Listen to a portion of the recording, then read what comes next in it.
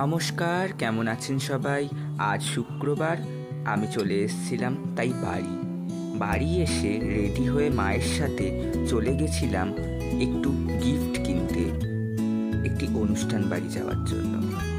তারপর বাবার দোকান থেকে টাকা নিয়ে একটু মিষ্টি আর দুধ কিনে রেডি হয়ে চলে গেছিলাম এনাদের ডাকতে। এনাদের তো সাজগোজ করে আর হয় না। তারপর একটু সবার সাথে দেখা হলো।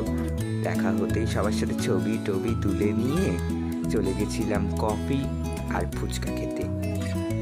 তারপর যার জন্মদিন তার সাথে দেখা করে তাকে দিয়ে দিলাম গিফটটা। তারপর আবার একটু ছবি তুলে সোজা চলে গেছিলাম পেট পুজো করতে। খাওয়া দাওয়া সেরে আইসক্রিম নিয়ে বাড়ি ফিরছি, এমন সময় তিতাসের সাথে দেখা। সে বলল আমার বাড়ি আজকে শুতে যাবে। তারপর কোল্ড ড্রিঙ্কস কিনে এনে ফ্রিজে রেখে শেষ করলাম আজকের এই ব্লগ।